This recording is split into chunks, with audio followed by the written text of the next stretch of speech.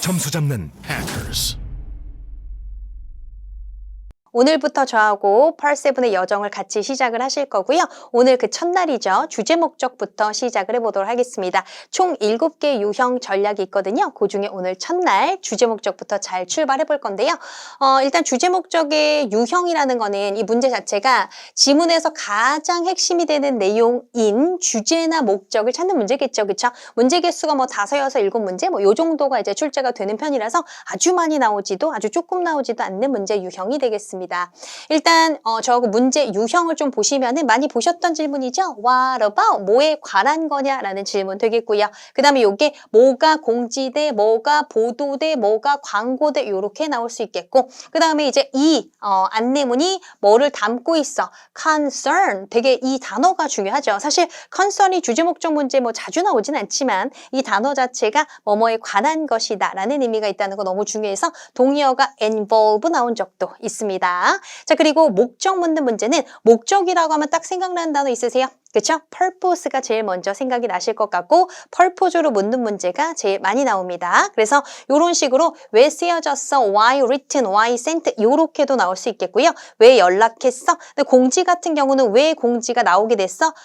왜 공지가 게시가 됐어? 이 정도의 질문이라고 보시면 되겠어요. 자, 일단 기본적인 펄7의 지문의 구성을 좀 말씀을 드리면 일단 제목 나올 수 있겠죠. 근데 제목이 뭐 늘 나와야 하는 건 아닌데 제목 있으면 읽는 건 너무 중요한 습관이세요. 제목 자체가 주제 목적을 보여줄 수 있기 때문이고 제목은 꼭 있어야 되는 건 아니라서 제가 가볍게 이제 괄호를 주고 그리고 나서 제목 없다고 우리 놀라지 않죠. 왜? 주제 목적이 보통 앞에 빵 하고 나올 가능성이 높겠죠. 대부분의 지문은 2갈씩을 선호하게 됩니다. 그래야 내 메시지가 빠르면서도 정확하게 전달이 되기 때문이죠. 그래서 주제 목적 파악을 하시면 되겠고요. 그것에 대해서 그것을 supporting하는 details가 나오게 되겠다. 구체적인 사항이 나오게 되겠다. 그럼 우리가 지금 주제 목적 찾는 거니까 이 주제 목적은 글쓴이의 의도를 전반부를 통해서 잘 파악을 해보겠다라는 포인트가 기본입니다. 일단 풀이 전략 그래서 제가 좀 제시를 해드리면 일단 제가 아까 말씀드린 부분이에요. 제목 있으면 확인하는 거 너무 중요하겠죠. 제목 좀 마음이 급해서 습관적으로 안 읽고 하시는 분들 계시는데 꼭 읽어주세요. 제목을 통해서 주제 목적이 확인될 수 있는 예시 한 2개 정도 한번 제가 보여드릴 건데 일단 article 나왔었는데 이렇게 나왔죠. Intensel이란 회사가 G&A라는 회사를 뭐 하게 됐다? 그쵸? 인수하게 됐다. 인수의 소식을 전달하는 글입니다. 그래서 정답 뭐라고 나왔어요? 비즈니스상의 거래에 대해서 보도하기 위해서 이렇게 이제 잡히는 거죠. 그래서 회사를 사고 파는 것도 이 사업체끼리의 거래잖아요. 그래서 transaction 재표현 가능하겠고요. 그냥 인수라고 쓸 수 있거든요. 인수라고 하면 acquisition 쓸 수 있습니다. 요거 뭘로 외우시면 기억에 잘 남으실 것 같냐면 M&A로 외우시면 기억 나실 것 같아요. merger and acquisition의 줄임말이니까 요 A가 acquisition의 줄임말이거든요. 그래서 그렇게 외우시면 좋을 것 같고 요런 것들도 다 인수로 쓰일 수 있는 표현들이고요. sale, 회사를 매각하고 매도하는 것도 같은 개념이기 때문에 비즈니스 세일도 나온 적이 있습니다. 근데 여기서 주의할 거 요거는 재표될 수 있을까요? 새로운 비즈니스 여는 거에 대해서 알린다. 돼요? 안 되죠. 왜요? 지금 새 비즈니스 여는 건 아니고 인수를 알리는 거니까. 그러니까 이런 건 실수하시면 안 되겠다.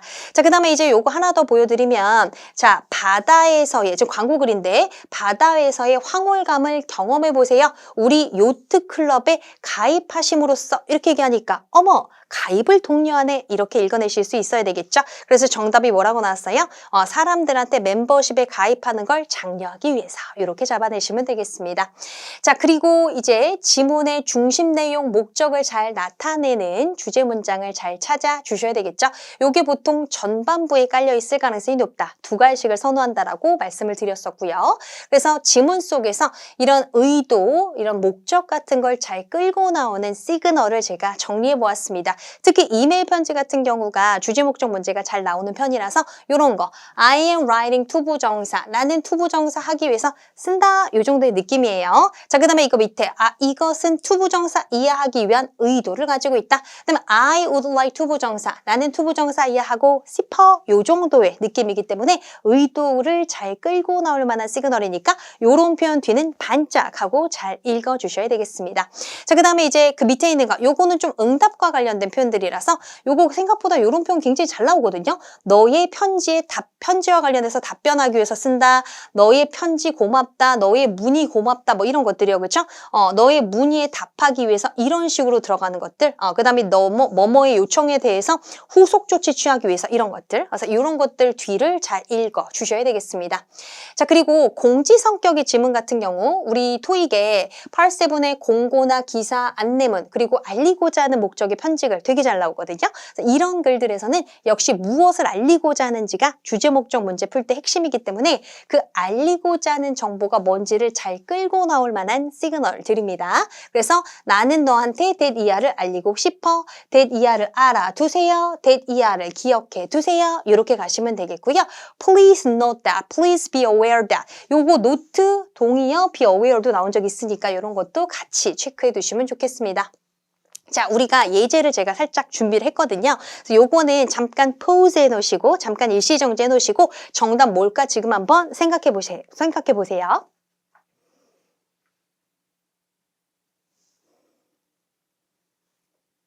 네, 일단 요거는 여러분 사실 뭐라고 이제 나왔냐면 여기 아까 제가 말씀드렸던 그 시그널입니다. 그죠? 나 네 이메일에 대해서 답장 쓴다 하면서 3월 3일자 이메일, 뭐에 관한 이메일이냐면 아까 네가 나한테 먼저 연락을 했다는 것을 암시하고 있죠. 그래서 그 내 등록과 관련해서 요 컨퍼런스 이렇게 얘기하면서 네 메시지 보니까 말이야 네가 뭐라고 얘기했어? 그 내 지불금을 아직 네가 못 받았다라고 얘기했잖아. 이렇게 얘기하고 있어요. 그렇죠? 그러면 그때 그 밑에 뭐라고 하죠? 근데 내가 너한테 뭘 확인시켜 줄 수 있냐면 내가 그 등록비 있잖아. 이체했어. 2월 28일 날. 그리고 영수증도 내가 첨부해 놨다고 요렇게 얘기한단 말이죠. 그럼 이 글의 목적이 뭘까라고 한다면 문의하는 거 아니잖아요. 그 지불금과 관련해서 지금 그 등록 지불금과 관련한 우려에 대해서 지금 뭐 하는 거예요? 답장하는 거죠. 그렇죠? 그래서 정답은 몇 번? B. 요렇게 가시게 되는 문제예요. 됐습니까? 자, 그러면 이제 제가 조금 더 포인트를 잡아 드릴 건데 자, 너무 지엽적, 세부 정보는 그 글의 주제 목적 될 수 있을까? 없습니다. 왜? 말 그대로 세부 정보이기 때문이죠. 이게 영어로 쓰여져 있으면 순간적으로 또 헷갈리실 수 있으니까 세부 사항이니까 주제 목적 안 된다. 주된 이야기 아니고 잠깐 나오는 정보니까 너무 범위가 넓은 거 있죠. 요것도 오답 처리 들어가셔야 됩니다. 범위가 너무 좁아도 범위가 너무 넓어도 안 되고요. 적합한 범위의 주제 목적 정답으로 잘 찾아내주셔야 되겠다. 자, 그래서 여러분 제가 요거 하나 또 예시로 가지고 왔는데 요것도 여러분 딱 요렇게 보시면서 보기 2개까지 제가 보여드릴 거거든요. 요것도 잠깐 포즈해 놓고 풀어보시죠. 네, 일단 보시면 뭐 이렇습니다. 그럼 내가 너한테 뭘 알리기 위해서 쓰냐면 너 No Second Chances란 이 작품에 그 너의 일부 원고가 받아들여졌다. 굉장히 열광적으로 우리 편집자들에 의해서 요 출판사 이렇게 얘기하고 있죠. 굉장히 반응 좋아 이런 얘기하는 것 같아요. 네 원고. 그래서 우리가 뭐라고 느꼈냐면 네가 대단한 잠재성이 있다고 느꼈어. non-fiction 분야에. 그래서 뭘 요청하냐면 그거 우리가 검토해 볼 수 있게 완전한 원고를 좀 제출해 줄래? 이렇게 얘기한단 말이죠. 그렇죠? 그럼 이 글의 목적은 뭐다라고 가져가실 수 있겠어요? 그렇죠? 그 원고의 카피본을 요청하기 위해서 정답 A번 이렇게 가시면 되겠고요. 실제 B번 같은 경우는 이 author's work에 대해서 지금 이 작품에 대해서 칭찬하는 부분 있죠? 칭찬하잖아요. 잘 썼다고. 열광적으로 받아들여졌다. 이렇게 얘기하면서. 근데 그건 일부 정보지 이 글의 목적 자체는 아니다. 이렇게 읽어내셔야 된다는 얘기입니다. 아시겠죠? 자, 그리고 요 커맨드가 칭찬하다라는 뜻 있잖아요. 그죠? 같은 의미로 쓰일 수 있는 거. 요런 praise, acclaim, 그 다음에 이제 요거 speak highly of 많이 들어보셨죠? 높이 평가하다. 그 다음에 recognize 너무 중요해요. 요게 인정하다라는 뜻으로 쓰이게 되는데 보통 칭찬한다라는 개념 자체가 인정하는 거하고 같이 연결이 될 수가 있기 때문에 요거 대신에 이제 recognize라는 표현이 들어가도 사실 되거든요. 근데 어쨌든 간에 이거는 일부 정보기 때문에 주제 목적은 될 수 없다까지 기억하셔야 되겠습니다. 자, 한 개 더 말씀드리면 전반부의 주제 목적이 만약에 보이지 않으시면 쿨하게 또 나중에 풀어주시자. 그래서 특히나 여러분 이메일 편지 같은 경우는 주제 목적이 전반에 보이지 않을 수 있어요. 왜냐면 이메일 편지에 너와 나의 관계가 별로 친하지 않은 비즈니스 릴레이션십을 가지는 관계가 좀 잘 나오다 보니까 인사말이 들어가거나 아니면 내가 궁극적으로 하는 얘기를 네가 이해하려면 배경 설명을 해야 되는 경우가 생각보다 많거든요. 그러다 보면 진짜 하고 싶은 얘기가 아래쪽으로 좀 밀려 나올 수 있다. 이렇게 보시면 돼서 그래서 그러면 이렇게 깔끔하게 정리해 드릴 건데 만약에 그러니까 이메일 편지 같은 경우도 보통은 여러분 주제 목적 앞에 나온 경우가 제일 많기는 해요. 그리고 세부 정보 주고 그다음에 이제 요청사항 이런 구조가 이메일 편지에서 제일 잘 나오는 내용이 전개인데 여기서 주제 목적 주지 않는다고요. 인사말이나 아니면 배경 설명 같은 거 하고 나서 주구장창 얘기하다가 그럼 결국 뭐 하려고 쓰는 거야? 요청하려고 쓰는 구조가 가끔 출제가 됩니다. 그래서 이메일 편지에서 지문의 목적이 후반에 제시가 되는 경우는 요청사항 자체가 그 글의 목적이 된다. 이렇게 잡아내시면 되겠습니다. 자, 그래서 요청을 잘 끌고 나오는 표현까지 그래서 정리 같이 해드려야 되겠죠?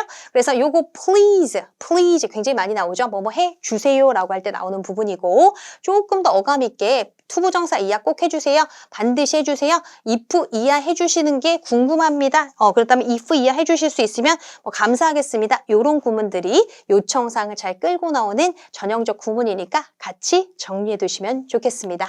육하원칙 문제는 왜 이름이 일단 육하원칙인지부터 좀 설명을 드릴 건데 6개의 의문사를 사용해서 물어보기 때문입니다. 우리 예전에 국어 시간에 배웠던 기억 있으실까요? 언제, 어디서, 누가, 무엇을, 왜, 어떻게 란 그 6개의 의문사를 사용해서 물어봅니다. 그러니까 언제 해, 어디서 해, 누구랑 해, 왜 하니 이런 식의 질문이니까 세부 정보를 물어보게 된다. 이렇게 보시면 되고 세부 정보를 물어보니까 제일 많이 내는 편이고 그래서 그렇게까지 어렵지 않다. 이렇게 시작을 해볼게요.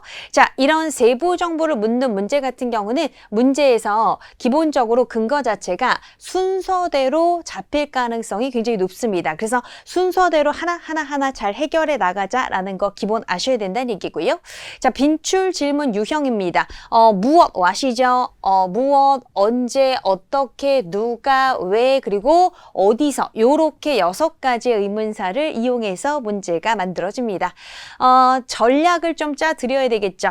요거 우리 육하원칙 문제는 어떻게 푸셔야 되냐면 문제 핵심이라고 하는 키워드 잡으시고 키워드하고 관련된 정보가 지문에 나와 있으면 근거 위치니까 스탑하고 정답 찾고 지나가자. 이렇게 좀 기억을 하셔야 되는데 그래서 이 키워드라는 건 요 키거든요. 핵심어라고 보시면 돼서 내가 그 해당 문제의 근거를 찾는 데 있어서 가장 결정적인 힌트 역할을 할 만한 표현이라고 보시면 되겠습니다. 그래서 나한테 그 해당 문제의 근거를 가장 빨리 보여줄 만한 어구 이렇게 생각을 하시면 되겠고 여기 보시면 예시를 통해서 우리가 이해를 좀 쉽게 해보려고 해요. 자, 그럼 이 편지에 뭐가 같이 보내졌어? 이 편지에 뭐가 같이 보내졌어? 자, 여기서 누가 키워드일 것 같다? 자, 생각하세요. 누가 키워드일까요? 그쵸? sent with 요거죠. 뭐가 같이 보내졌냐라고 하면 지문상에는 어쨌거나 뭐 같이 보냈다, 동봉했다, 첨부했다, 제공했다 뭐 이런 식의 표현이 있을 거란 얘기거든요. 그럼 요거 키워드 잡으시고 지문 랄랄라 가셔서 요런 관련된 표현이 나와 있으면 근거 위치니까 스탑하고 정답 찾고 가시자. 이렇게 기억을 해주시면 된다는 얘기예요. 자, 그래서 우리 예시를 하나 또 더 볼 건데 이렇게 나와요. 역시 동봉물 묻는 문제가 나왔었거든요. 그랬더니 이렇게 지문에 나옵니다. 우리가 너한테 뭐를 장려하고 싶냐면 고려해 보세요. 뭐 하는 거? 너 그 멤버십을 갱신하는 거 고려해 보세요. 이렇게 시작이 되면서 너가 할 건 있잖아. 내가 동봉해 놓은 여기서 반짝거리셔야 되겠죠. 동봉해 놓은 reply form을 네가 뭐 하면 된다? 그거를 이제 그 너가 선호하는 결제 방법과 더불어 가지고 메일로 보내주시면 된다. 이렇게 얘기하니까 그럼 이 reply form이라는 건 뭐겠어요? renewal 할 수 있는 form 얘기하는 거겠죠. 그렇죠? 그래서 정답은 renewal form 이런 식으로 나왔던 거. 이런 게 이제 동봉물 묻는 문제 예시였습니다. 자, 그러면 한 개 더 볼게요. 키워드 잡는 거. 여기서도 이제 포인트를 딱 잡아보면 고객이 VIMPS에서 뭐 하기 위해서? 캔슬하기 위해서 무엇을 해야 하냐? 그럼 여기서 핵심적인 표현 너만큼은 관련 정보가 단어가 지문에 있을 것 같다는 생각이 드는 게 cancel이죠. 그쵸? 그럼 지문 가셔서 너가 만약에 앞으로 더 이상 사용하고 싶지 않아, 이용하고 싶지 않아, 요게 cancel하고 연결되죠. 그럼 뭐만 해 주시면 된다고 얘기합니까? 전화만 주시면 된다. 이렇게 얘기했으니까 전화 거는 거. 이렇게 정답 나왔었고요. 하나 더요. 자, 표씨가 이메일을 썼었는데 지금 질문이 뭐라고 나오냐면 무엇이 이 표씨한테 동기부여를 해서 이 회사에 연락하도록. 그럼 연락하도록 한 동기부여의 그 이유를 찾아야 되겠죠. 그럼 봤더니 얘가 뭐라고 하냐면 내가 봤다라고 얘기하죠. 표씨가 이메일에서 뭘요? 구직자한테 쓴 그 모집 요청을 내가 봤다. 근데 어디에서 봤다고 얘기합니까? 소셜미디어 피드에서 봤다고 얘기하죠. 그럼 얘가 연락하게 된 동기부여가 된 것은 요거다라고 가져가실 수 있어서 온라인 포스트로부터 요렇게 정답 나오게 되거든요. 괜찮으세요? 자, 그래서 우리 키워드를 그럼 뭘로 잡아볼까 좀 간단히 정리를 해드려야 되겠는데 이런 고유명사 일단 잡아내셔야 되겠습니다. 회사, 단체, 기관명, 사람 이름, 제품, 브랜드명, 요일까지 요런 애들이 이제 고유한 이름이 되겠죠. 그래서 이런 고유한 이름은 아무래도 옷을 잘 갈아입지 않죠. 제 표현이 잘 되지 않는다는 얘기니까 눈에 잘 띄는 편이니까 요런 애들 너무 소중하죠. 그래서 요 첫 번째 제가 써놓은 질문 보시면 누구한테 누가 요 R씨한테 연락해야 되냐 이런 얘기가 되겠죠. 그럼 요거는 잡아가시고 요 이름만큼은 지문에 그대로 나올 가능성이 높겠죠. 그죠? 지문에 가셔서 R씨한테 뭐뭐뭐 하고 싶으면 뭐뭐 하고 싶으신 분들은 연락 주세요. 이런 식의 표현이 있을 거니까 요거 고유명사 잡아내시면 되겠고. 자, 그다음에 이제 숫자 관련 표현도 제 표현이 좀 안 되는 편이라서 보시면 이런 거. 자, 이 S씨가 요 9월 18일 날 뭔 일 있었다고 얘기하니? 이렇게 얘기하거든요. 그럼 여기서 눈에 띄는 건 뭡니까? 9월 18일. 그럼 지문에 가셔서 9월 18일과 관련된 정보 잘 찾아내시면 된다는 얘기예요. 그래서 이런 날짜, 개수, 시간, 가격 요런 정보도 역시 눈에 잘 띄니까 연결하시면 되겠습니다. 자, 근데 이런 모든 질문이나 모든 보기에 이런 고유명사나 숫자가 있진 않기 때문에 그런 경우는 핵심을 나타낼 수 있을 만한 동사, 명사, 형용사, 부사 다 키워드 될 수 있습니다. 그래서 요거는 제가 동사 써놓은 거고요. 얘는 명사 써놓은 거고요. 얘는 형용사, 부사. 이게 약간 눈에 띄겠다 싶으면 잡으시면 되고요. 잡아놓고 키워드인가 너무 고민하지 마세요. 그러면 시간 가잖아요. 그래서 딱 키워드스러워. 뭔가 핵심일 것 같아. 잡아내시면서 바로바로 정답 찾으셔야 됩니다. 자, 예시를 한번 좀 보시면은 이렇게 들어가죠. 직원들이 누구한테 그 폼을 제출해야 하냐?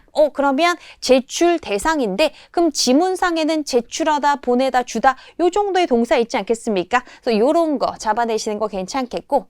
자, 어떻게 고객이 디스카운트 받을 수 있을까? 너무 눈에 띄죠. 우리가 좋아하는 그 디스카운트. 그럼 디스카운트와 관련된 정보 찾아내시면 된다는 얘기고요. 자, 그다음에 그 밑에 내려가서 보시면은 왜 리씨가 생각하기에는 이 페이퍼리스 폼이 선호가 되어질 거라고 생각하냐? 이렇게 얘기하거든요. 그럼 일단 페이퍼리스 폼 같이 잡으시고 요거가 왜 선호가 되어질까라고 했으니까 지문에서도 선호한다, 좋아한다는 얘기 있겠죠. 그래서 요런 것까지 같이 잡으시는 거 괜찮겠고. 자, 그다음에 그 밑에 있는 거 이 제품의 데드라인이 왜 미뤄졌어? 이렇게 얘기하죠. 그죠? 역시나 눈에 띄는 딜레이 잡아내시면서 아무래도 딜레이 같은 거는 또 제 표현이 잘 되죠. 그래서 제 표현이 어떤 애들로 되냐면 요런 put off, push back, put back, postpone 요런 게 다 연계가 되고 미뤄진다 정도의 느낌으로 쓰일 수 있는 표현입니다. 자, 그 다음에 이제 마지막으로 World Track Travel이 최근에 뭐 했냐? 요게 이제 고유명사이긴 한데 요 World Track Travel이라는 이 잡지사 이름이 배경이 되는 회사였거든요. 그래서 요거는 그렇게 희소 가치가 있진 않았고 그래서 최근에 뭐 했는지 찾아내셨어야 되는 문제입니다. 그래서 딱 엑기스를 담고 있는 것 같아? 그럼 그거 잡아내시면 된다는 얘기예요. 자, 감정 표현은 눈에 띌까요? 너무 띄죠? 그래서 감정 표현이 surprise, concern, amaze, complain 이런 거 다 잡아내시면 되겠는데 예시 하나 보시면 Why were not less surprised about the election? 왜 분석가들이 그 선거에 대해서 놀랐니? 이렇게 얘기했는데 아무래도 놀라다 너무 잡아내실 것 같습니다. 그죠? 왜 놀랐니?라고 질문에 나왔으면 지문상에는 놀라다라는 표현은 반드시 있을 거니까. 괜찮죠? 그 다음에 이제 최상급, 비교급 정도도 눈에 띄는 표현이 되겠습니다. 그래서 이런 거 어떤 서비스를 고객이 가장 선호하고 좋아하냐 이런 얘기니까 가장 선호하는 거 찾으셔야 된다는 얘기예요. 괜찮으세요? 자, 그 다음에 이제 마지막으로 극단적 표현까지 정리를 하겠습니다. 여러분, 극단적 표현은 사실 질문에 그렇게 자주 나오진 않습니다. 근데 얘는 또 보기에는 자주 등장하는 편이고 보기도 길이감이 있을 때 좀 미리 읽어놓는 경우가 가끔 있을 수가 있어서 보기에 이런 극단적 표현이 있으면 잘 봐두신다라는 얘기가 되겠는데 여기 보시면 다 되거나 뭐뭐만 되거나 항상 되거나 절대 안 되거나 뭔가 약간 의미를 치우치게 만든다라고 해서 제가 극단적인 표현이라고 써놓은 거고요. 질문 보시면 What is never deducted from the deposit? 자, 예치금으로부터 뭐가 절대 차감되지 않냐? 공제되지 않냐? 이런 얘기거든요. 그래서 여러분 왜 이런 경우 있잖아요. 예치금 같은 것을 한 뭐 20만 원, 30만 원 같은 가게에 어떻게 딱 예치를 해놓고 거기 가서 뭐를 사용하면 그 사용 금액 자체가 뭐가 돼요?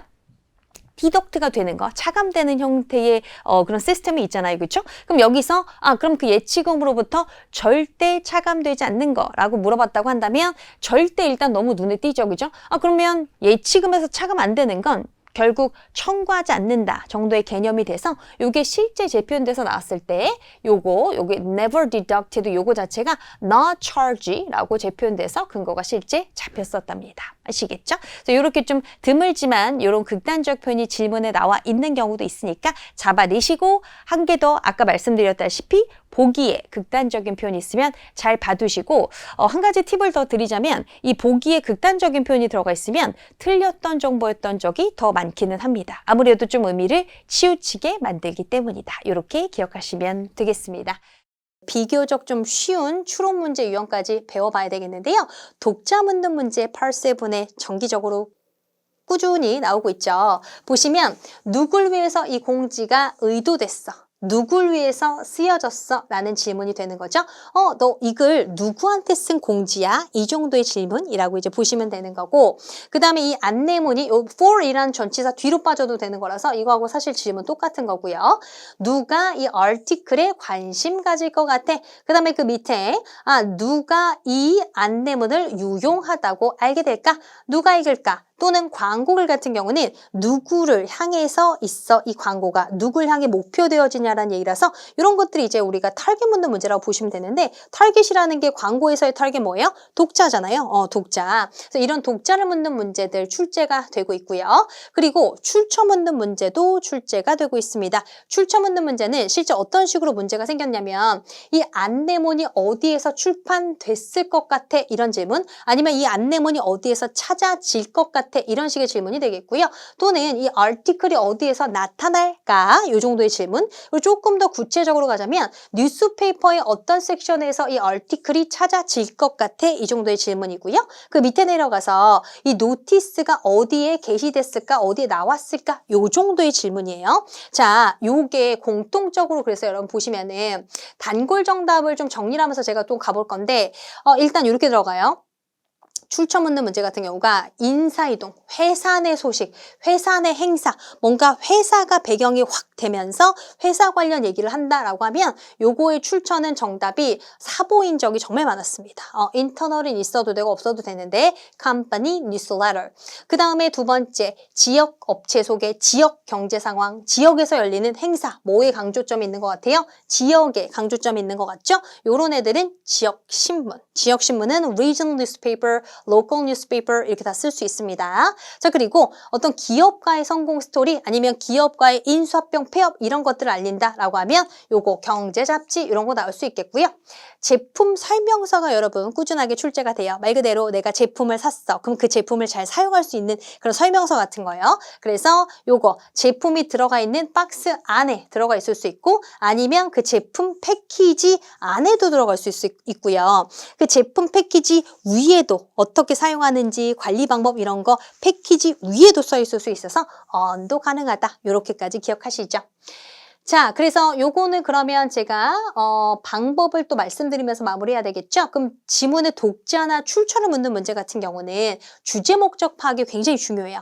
주제 목적이 파악이 돼야 뭐에 대한 글인지 알아야 누가 읽고 어디에 그 글이 나왔겠다라는 거 예상하실 수 있기 때문에 보통 주제 목적에 기반할 가능성이 너무 높다. 꼭 기억해 주시고 만약에 주제 목적을 통해서 정답이 도출되지 않잖아요. 그러면 결정적인 근거가 있을 거니까 그걸 연결하셔서 찾으실 수밖에 없습니다. 자, 그러면 요거까지 이제 보셨으니까 제가 또 다음 섹션 요거까지 넘어가서 좀 설명을 드릴 건데 다중지문에서는 실제 연계형 문제가 제가 나온다라고 늘 말씀을 드리는데 연계형 문제 같은 경우는 우리 7개 문제 유형이 다 연계형 문제로 나오진 않거든요.